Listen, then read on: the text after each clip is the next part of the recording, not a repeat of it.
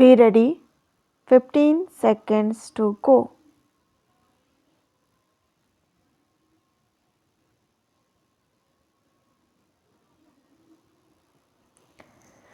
Start. Sir, I am not going to say who is right and who is wrong.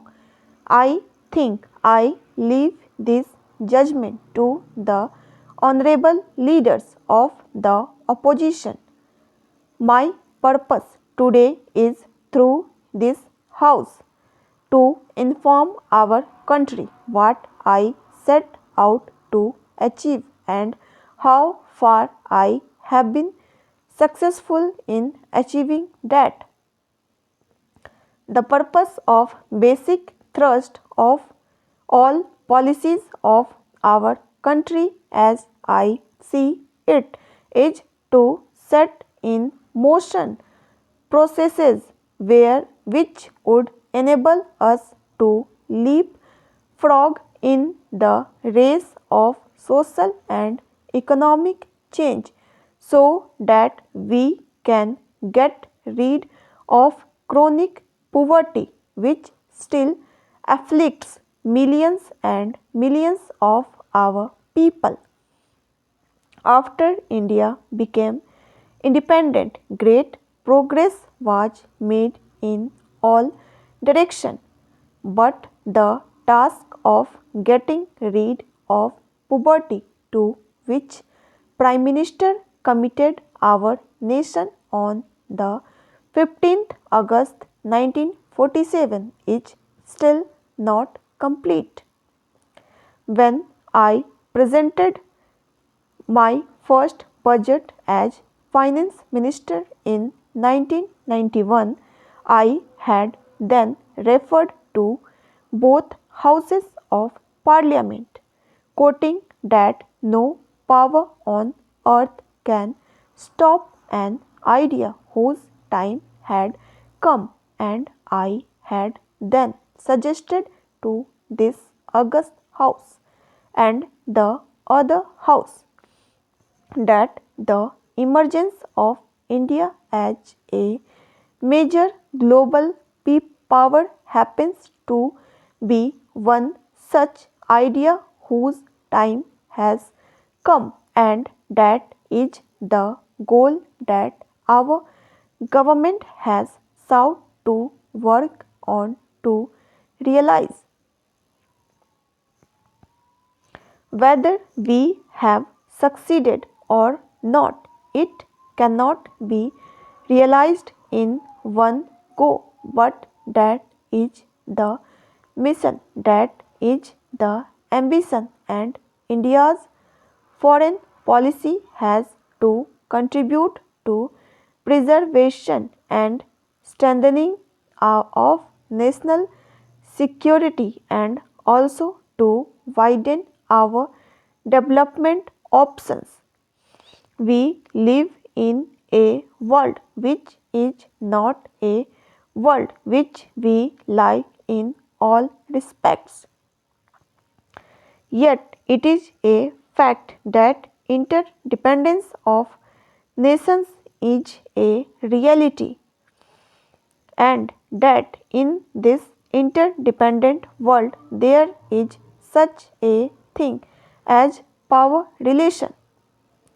This power in the world is not distributed equally, and we know through history that where there is inequality of power, international relations are fundamentally power relations. Those who are more powerful cannot resist temptation to coerce those who are weak. The United States is today a preeminent power. It is a superpower. It has global interest in many areas. Those interests do not coincide with our interest. Our ambition is to work to create more just international system in the world. Our country today is admired all over the world. We have the second highest growth rate in the world, and what is more significant in that the world today marvels and respect India for what we are, a country of over 1 billion people with great diversity of beliefs, of religions, and yet seeking its salvation in the framework of a democratic polity committed to all fundamental human freedom and respect for the dignity of the individual. Therefore, there are opportunities in this unequal system that we have to content with, and I sincerely believe working with the United States to explore areas of convergence of interest in our national interest. This does not mean that we endorse everything that the United States does, but in an interdependent world in which the United States count for what you all know, we have to do business, and therefore my effort has been in this visit to help create an international environment which is more supportive of India's development efforts and which in the process widens our development options. Excessive discussion has taken place on the nuclear issue. My first thought when I thought of visiting the United States was not on nuclear issue. I was worried about the state of India's agriculture. The previous government prepared the 10th 5-year plan. It has a target of 4% growth rate of agriculture. We are now where in sight.